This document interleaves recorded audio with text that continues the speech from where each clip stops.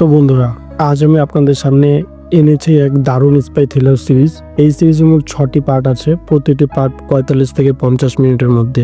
এই সিরিজে আমরা দেখতে পাই গুপ্তচর জগতের ভয়ঙ্কর খেলা, বাবা মেয়ের শত্রুতা আর অতীতের অন্ধকার গোপন রহস্য।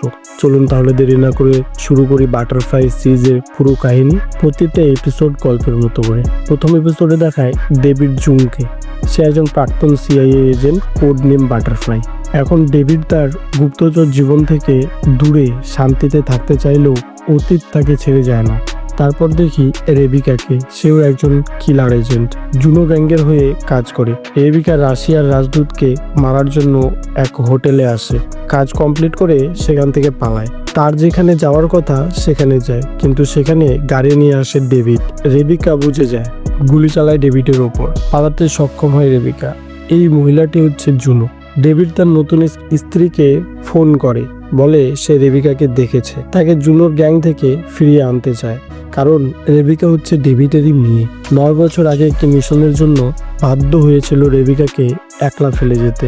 রেবিকাও ফোন করে জুনোকে, বলে তাদের মিশনে কেউ বাধা হয়ে দাঁড়িয়েছে, খুঁজে তাকে মেরে ফেলবে। ডেভিডও যায় তার পুরনো বন্ধুর কাছে কিছু গল্প করতে।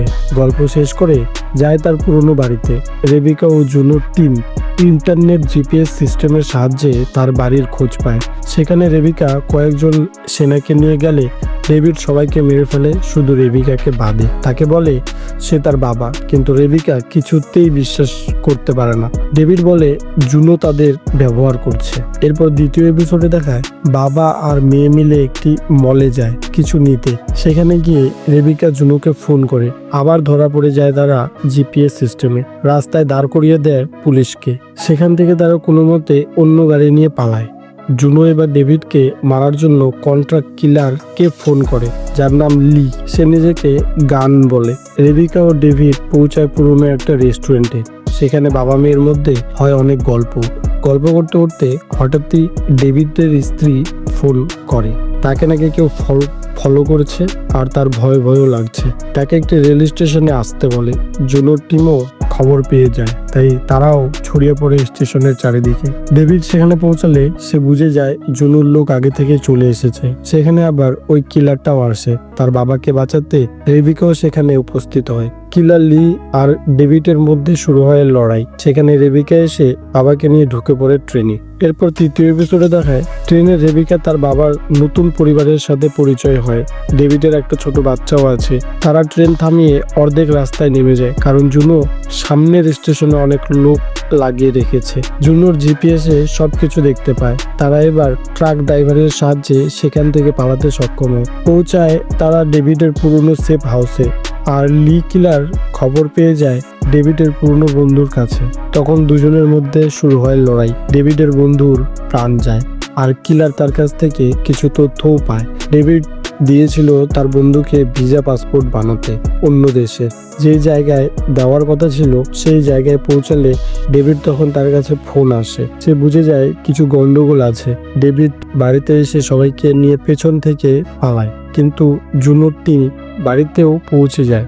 তাদের মধ্যে শুরু হয় এক ভয়ঙ্কর লড়াই। ডেভিড আর রেবিকা মিলে সবাইকে মেরেও ফেলে। কিলার লিকেও গুলি মারে আর জুনোর ছেলে অলিভারকে বন্দি বানিয়ে রাখে।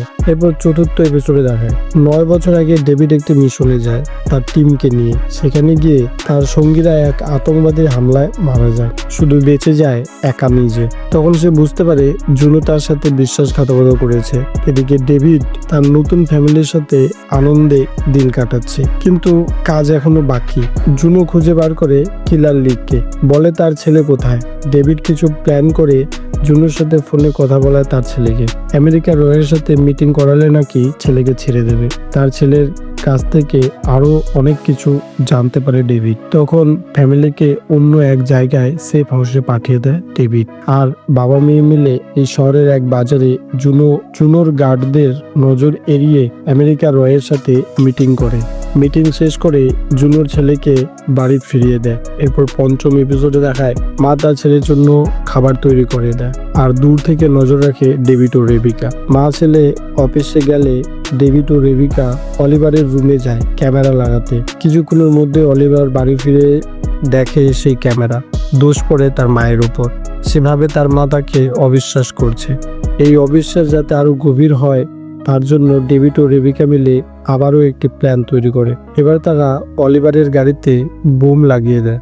জেনে বুঝে অলিভারকে তারা একটি শুনশান জায়গায় নিয়ে যায় আর গাড়ি ব্লাস্ট করে দেয়। অলিভার তো বেঁচে যায়, কিন্তু সে তার মাকেই দোষ দেয়। তখন সে আমেরিকার রকে তার মায়ের সম্বন্ধে অনেক কিছু তথ্য দিয়ে দেয়।